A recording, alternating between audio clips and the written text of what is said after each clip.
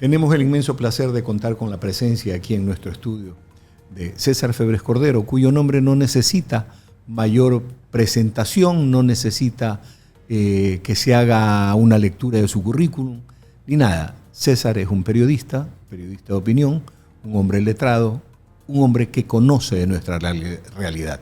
Gracias, César, gracias por haber aceptado nuestra invitación. Muchísimas gracias por la invitación y tan generosa introducción. César, hemos culminado un año de gobierno del presidente Noboa. Existen muchos detractores, especialmente la oposición se empeña en despedazar cada acto, bueno, mediano o malo, más aún si son malos, porque definitivamente los hay, hay buenos, hay medianos y hay malos, pero tú desde tu punto de vista de un hombre joven, hace un momento tuviste la gentileza de confesarnos tu edad, que la voy a mantener en reserva, pero con esa visión de hombre joven, ¿cómo ves ese año? ¿Cómo calificas la política, las realizaciones, etcétera? Bueno, yo creo que mayo a mayo hay un presidente Noboa en condiciones cambiantes, pero no tan distintos.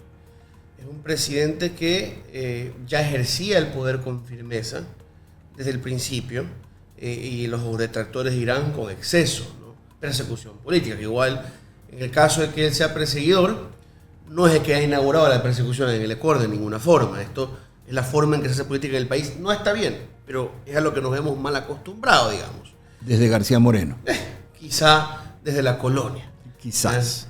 Y bien, acuérdense cómo recibíamos a las autoridades coloniales, ¿no? Obedezco, pero no acato. Me viene a usted a cobrar algún impuesto o aplicar las leyes de Indias y yo le presento a usted mi pistola. Y no hemos cambiado mucho, digamos, de esa violencia en la política. No solamente es la persecución de arriba, sino también, digamos, la forma desde abajo de reaccionar ante la autoridad.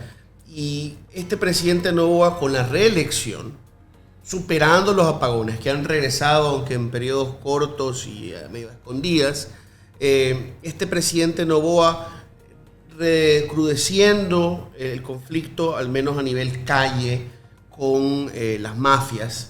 Este presidente que ha logrado que termine preso su principal enemigo político, el alcalde de Guayaquil, Aquiles Álvarez.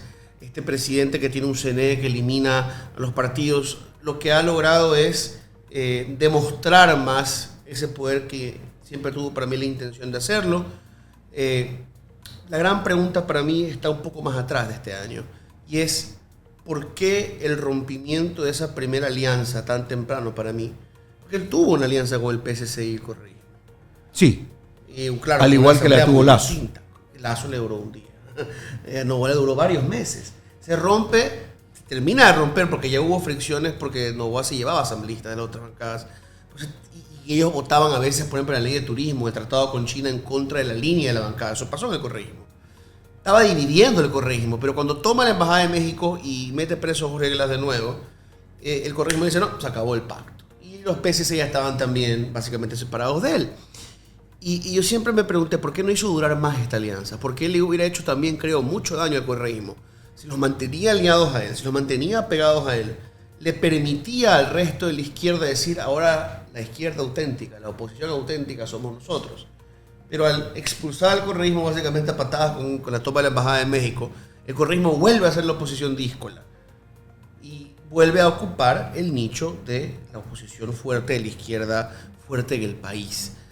Ahora, de nuevo, como decía, el Consejo Nacional Electoral los ha suspendido. La Fiscalía les cae encima. No digo que estén en buenas condiciones, pero yo sí me pregunto, ¿qué tan distinta fuera la historia si Daniel Noboa operaba por esa vía con sus acercamientos con la prefecta Pavón, con el prefecto Orlando, con la prefecta Guiñaga? Si él seguía haciéndolos bailar primero con Rafael y luego con él. Si él mantenía el correísmo unido pero con fricciones internas, ¿qué hubiera pasado? Es un escenario que siempre me pregunto, pero bueno, no sé al final qué tanto provecho hay en esa contemplación. Podríamos decir que en el camino quien maneja la política es él y no tiene un equipo de asesores, gestores de política. No, y eso te lo dice la propia gente en Carondelet. Los ministros se describen a sí mismos como ejecutores de la voluntad del presidente. Con esa palabra, ejecutores. yo soy ejecutor. El presidente no tiene un estratega principal, el presidente tiene operadores. El presidente tiene a Fausto Jarrín, el más conocido, a otros más, algunos abogados guayaquileños, que maniobran a nombre de él y tienen una cierta libertad de acción también. Pero el presidente de la República es el que ha construido la visión y hasta donde haya la agenda del gobierno. El presidente de la República en eso se parece un poco a su antecesor, a Guillermo Lasso. Pero a diferencia de Lasso, el presidente es más proactivo. No creo que tenga el nivel de involucramiento que tenían presidentes de otras épocas. Férez Cordero, Velasco Ibarra, Correa, ¿qué tenían en común? Un gusto obsesivo, casi patológico, por saber quién era hasta el teniente político de los cantones, atormentar a sus subsecretarios a las 5 de la mañana, llevarles apuntes de lo que hacía todo el mundo. Ese no es Daniel Noboa. Sin embargo, él sí ejerce el poder de manera más directa que Guillermo Lasso, y eso creo que también ha marcado mucho la diferencia. ¿Tú crees de que ese ejercicio del poder de modo directo ha llevado a esa calificación que hace mucha gente de calificarlo de ser un presidente demasiado duro, casi dictador? Algunos lo califican así. Para mí, es una palabra que no uso yo con ligereza, ya es un presidente autoritario. No vivimos en el autoritarismo, él tiene esa tendencia. No lo llamaría dictador porque yo siento que en el Ecuador utilizamos las palabras con mucha ligereza. Dictadura ya implica el quiebre total del sistema democrático, la imposibilidad de que él pueda perder un juicio, la imposibilidad de que alguien le pueda ganar una elección. No estamos todavía en ese escenario, pero obviamente los movimientos van suspendiéndose, cancelándose, los enemigos van terminando presos.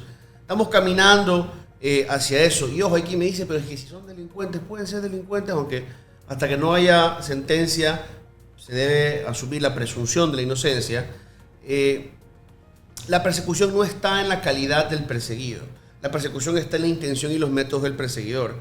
Una persona puede ser asesino, ladrón, lo que usted quiera, pero si el juez o quien está detrás del juez soborna, o sea, el que está detrás del juez no soborna al juez, si el juez es arbitrario, si respeta la ley, si la justicia solo persigue a uno y no al otro, se direcciona, entonces es persecución, aunque el perseguido sea el más vil delincuente. En eso estamos totalmente de acuerdo. Definitivamente no. Yo considero que en el Ecuador nunca han habido dictadores. Ni siquiera cuando las dictaduras militares. Las dictablandas le llaman. Exacto. Yo he vivido desde la dictadura del almirante, ya ni me acuerdo, en el año 60. No, él era general del ejército. Poveda Burbano. Poveda Burbano fue el presidente de la República, así se autocalificó. Una gran persona, entre paréntesis. Yo lo traté y lo entrevisté algunas veces. Antes de eso estuvo el general Guillermo Rodríguez Lara, pero antes de eso hubo otra dictadura. Hubo la dictadura del almirante, capitán de navío, no sé cuánto, ya ni me acuerdo. Años 62, 64. La Junta de 63, coroneles que se sintieron a generales, ahí estaba Gándara también entre ellos. Ahí estaba Gándara entre ellos, así es. Esa fue un poco dura, porque sí hicieron allanamientos especialmente contra dirigentes sindicales, contra dirigentes políticos del extremo. Igual Guillermo Rodríguez Lara, que hasta donde entiendo no tuvo realmente muertos, o por lo menos no muertos de alto perfil, no hubo masacres, igual cerró medios, igual metió preso al ingeniero Férez Cordero. Lo recordamos en mi familia, pues soy sobrino nieto, y ya con la última junta tienes incidentes como Astra, la muerte de Abderón Calderón Muñoz. Claro, ¿ya? En manos de los enviados a la paliza. De Jarrín Cagüeñas, el ministro de Gobierno. Y por supuesto, estoy de acuerdo con usted que nuestras dictaduras distan mucho de las que hemos visto por lo general en a lo largo de América Latina. Claro, o las que tuvimos algunas épocas en el país, más que nada en el siglo XIX, ¿no? Las jefaturas supremas y las guerras civiles en el país, que muchas veces olvidamos, pero sí fueron quiebres del orden constitucional. Claro, eso sí. Y de hecho, el propio, Velasco Ibarra, 5 veces elegido presidente, se vivía declarando dictador. Y se veía, como él decía, abalanzándose contra las bayonetas. Sí. Yo estuve presente cuando la última vez que lo mandaron a Panamá, estuve presente y que lo sacaron del poder tranquilamente los militares. Pero bueno, esas dictaduras que hemos tenido en el Ecuador, que no se parecen en nada al gobierno de Noboa, habiendo sido dictablandas. Pero lo acusan al presidente Noboa de ser un presidente autoritario. ¿Tú crees que en el Ecuador se pueda ser presidente sin ejercer realmente el poder? Va a ser muy difícil. El problema fundamental es que no empezamos construyendo proyectos viables más allá de una sola persona. En el Ecuador, alguien, ahorita no, de hecho eso pasó en la elección del 2025, no había plata, estaban chidas las campañas, pero por lo general pasan el sombrero y alguien lanza un billete apostando. Si gana, se me hizo. Claro. Una buena inversión. Entonces pasas el sombrero para hacer una campaña y te cae la plata. Pero si uno pasa el sombrero para hacer una escuela formativa de cuadros políticos, o la central de información del partido, para mandarle ya no los panfletos de antes, ahora el newsletter del partido, o para financiar la elección de las primarias, las internas del partido, se te van a reír. Definitivamente. El Ecuador no trabaja en estructuras políticas que, es verdad, se están extinguiendo también en el mundo civilizado, en el primer mundo, como le queramos decir, pero que todavía existen y le han dado a la democracia una forma viable. En el Ecuador no tenemos esos partidos. En el Ecuador el proyecto político en conjunto, con más de una figura, con competición interna, generalmente, competición interna sana, no existe. En el Ecuador el que pierde la oportunidad de ser el candidato a veces se va pateando el perro. Y claro, los que ganan tampoco le dan espacio. En otros países, quien pierde una elección primaria, mientras no se haya enemistado con todo el partido, lo ponen a hacer lobismo, a dar charlas, a escribir un libro, a dirigir la juventud, la comunicación, lo que sea. El último ejemplo que hubo de eso fue la izquierda democrática. Pero bueno, no nos salgamos del tema. Ojo, hicieron una primaria que casi termina a balazos. Y esa fue la primera y la última, debut y despedida de la democracia interna. Volvamos al presidente Noboa. ¿Cómo calificaría? Ya hemos hablado de la parte política, en donde definitivamente el presidente Noboa es quien marca su agenda política. Él sabe a dónde va y él sabe lo que quiere. No lo sabemos todos, deberíamos de saberlo. Pero viene la otra parte. ¿Cómo calificas la acción económica del presidente Noboa? Hay quienes me dicen, irrespetables economistas, bueno, está en lo macro haciendo las cosas más o menos bien. Y yo discrepo sin ser economista. Como un lego, pero que tomó su par de clases, entiendo que la definición de macroeconomía incluye algunas cosas, no solamente las reservas internacionales, que son importantes y que no le pertenecen nada más al Estado. Ahí está el encaje, que son los depósitos de la gente, ahí están fondos de municipios, del IES, etc. Pero hay algo más, ¿no? ¿Dónde está el empleo? ¿En qué situación está? El empleo viene atascado 10 años. El Correa, Tardío, Moreno, Lazo, Noboa tienen el mismo problema. La situación del Seguro Social cada vez peor, pero ya Correa tuvo que sacarle el 40% de aportaciones porque el Estado estaba desfinanciado. Y siguientes presidentes, los subsiguientes presidentes no han hecho mucho para resolver la crisis en el seguro. Entonces eso podría estallar y ser una crisis para la economía terrible. Correcto. ¿Qué pasa con las exportaciones? Bueno, crecen, pero por el impulso privado. El camaronero, obviamente, como todo empresario, depende también del Estado, pero muchas veces tiene que quejarse de lo que el Estado hace mal o no hace. Yo no veo realmente un accionar brillante, genial, una reestructuración de la economía. Viven celebrando que subieron las ventas como hacía Lazo, no significaba nada. O vienen diciendo creció el empleo, pero uno revisa las cifras del INEC y ve, estadísticamente, me traiciona la memoria en este momento y qué vergüenza, no significativo.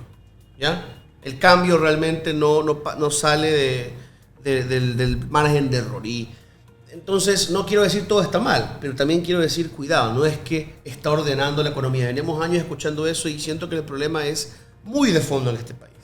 Tenemos un déficit que va de 3, 4, 5 mil millones. Como no podemos imprimir, tenemos que, y como no podemos elevar mucho más la recaudación, ya Noboa subió el IVA, ya Lazo antes el impuesto a la renta, Correa subió todo. Tienes que sacar deuda. Pues. ¿Tú crees que el problema es la necesidad de un cambio de sistema? Pues no sé si un cambio de sistema. Digo, mantengamos el dólar, porque sería peligroso salirse del dólar.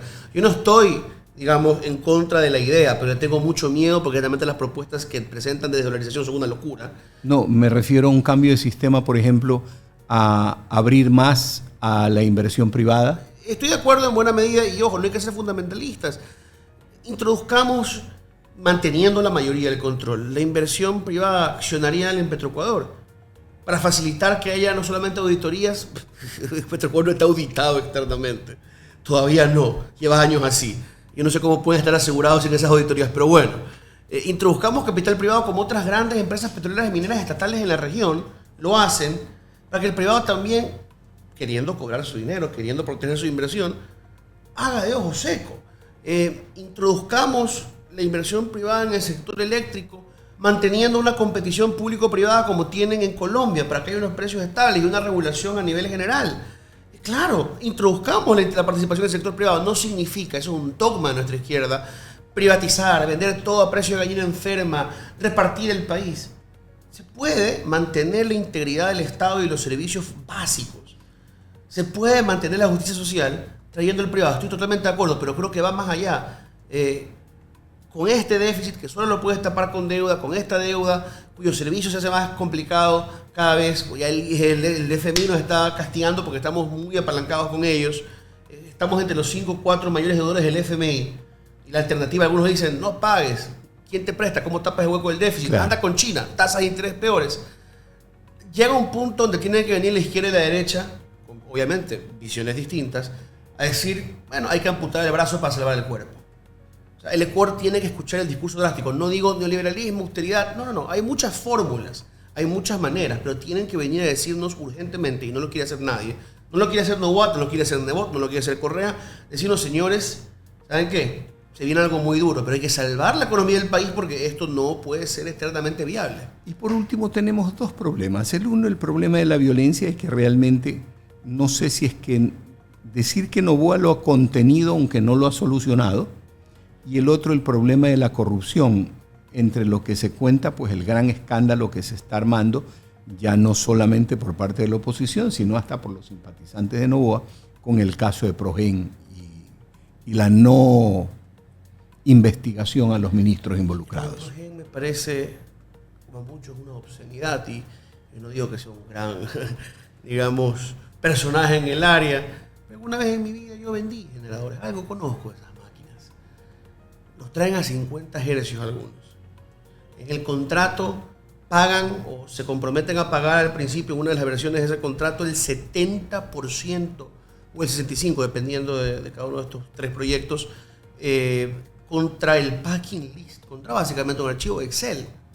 En el sector privado, tú traes millones de dólares a 50 hercios, equipos, o pagas contra un packing list el 70% de la compra y no te despiden, te cuelgan. ¿Cómo nos podemos permitir algo así en el sector público? Es algo que es el diseño, desde la búsqueda supuestamente de máquinas nuevas y no armadas en Progen, que todos sabemos. De nuevo, en el mundo de los generadores, ellos no son los que fabrican estos inmensos grupos de electrógenos. Desde el principio eso estaba podrido y el país exige justicia y me molesta mucho. Yo no pongo las manos al fuego por nadie. Me molesta mucho lo que está pasando con el señor González, quien para mí nunca debió haber sido ministro porque él no tenía la experiencia para ser ministro de Energías. Ni el perfil. Para nada. Hombre muy capaz. Sí. Gran hombre en el mundo de las finanzas. No era su espacio, pero bueno. Ojo, en otros países tú puedes con tus asesores ser un lego en el área y ser buen ministro, pero en este país necesitas un experto en áreas críticas porque estamos en constante crisis. Muy bien, él no era el indicado, pero el señor González, ¿qué hace involucrado ahí? ¿Por qué no están Manzano y Luque si él está ahí? Porque se sabe que la fiscal al inicio dice eleven esto a Corte Nacional. ¿Por qué? Porque hay un caso de fuera de corte. ¿Por qué? Porque hay un ministro, que es el ministro Roberto Luque. ¿Bajo qué ministro se armó todo el esquema? ¿Con quién fueron a visitar los equipos? Con Luque. Sí, hubo pagos con González, también hubo pagos con Manzano. Sí, hubo firmas con González, pero el proceso la mayoría se dio con Luque. ¿Por qué solo González? Me parece una barbaridad lo que están haciendo. O sea, dennos a responsables o no persigan a nadie. Pero esto que están haciendo, algunos dicen, está desincentivando a la gente honesta. Puede ser, porque yo vengo escuchando muchos años en el ejercicio de la comunicación, el análisis, y alguna vez la consultoría. Es que, ¿para qué me voy a ir a Quito?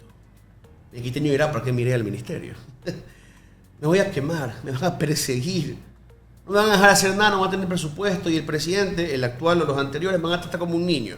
Es indigno, de verdad. Pero volvemos a lo inicial. Es que no tenemos cultura política. No tenemos partidos donde hay ministros in waiting. Cuadros perfilados para hacer gabinetes es el principio. No hay esos proyectos duraderos. Y ahí hay que mirar a la ciudadanía, mirarnos a nosotros mismos, incluyámonos. No somos una sociedad madura. No estamos tratando la política con madurez. ¿Tú crees de que el presidente Noboa va a dar un viraje, va a tratar la política con madurez en los 3 años que le quedan?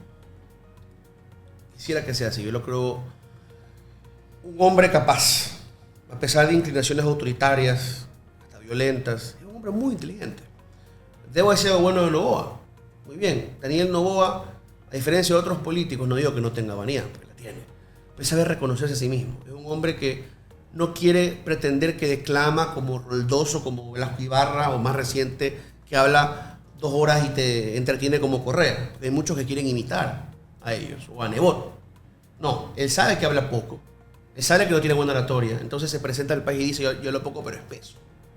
Él escoge muy bien sus entrevistas. No habla más de 20 minutos, generalmente no habla más de 5 o habla en lapsos cortos. Porque es un hombre que se conoce a sí mismo. Esa cualidad la tienen pocos políticos hoy en día. Es un hombre capaz. Es un hombre que se enfrentó a un paro, y no estoy haciendo apología de la violencia, pero un hombre que controló un paro de una manera brillante. Hasta sus enemigos tienen que reconocer que fue brillante. Manda a la vicepresidenta Imbabura, traslada la sede de gobierno a La Tacunga y mantiene a un montón de ministros en Quito. Tienes 3 objetivos, los divides y divididos los despedazas. Tienen que reconocer que es un hombre inteligente. Y que sabe de política. Entonces, ojalá ese hombre inteligente vea un poco más allá de sus intereses personales, de sus miedos, piense en el país y diga, él tiene las herramientas. Es un presidente que logró subirnos el IVA y que no se caiga el gobierno, subir el diésel y que no se caiga el gobierno. Es un hombre que puede reestructurar la economía del país, que puede castigar un poco el bolsillo, pero para modernizar los servicios y darle atención de calidad a la gente. Para eso es imprescindible que solucione el tema Progen, por ejemplo. Por favor, ojalá el presidente corrija. Díganme incauto, díganme infantil. Yo todavía quiero tener esperanza, la tendré con casi cualquier gobierno. Mientras no se terminen declarando dictadores, yo les daré la oportunidad que corrijan. Esperemos pues que después de un año que estemos haciendo el mismo análisis podamos decir, no nos equivocamos. Ojalá. Gracias, César. Gracias a ustedes por haber estado con nosotros. César Febres Cordero, con un análisis de lo que es el primer año de este segundo periodo de ejercicio del poder por parte del presidente Noboa. Gracias.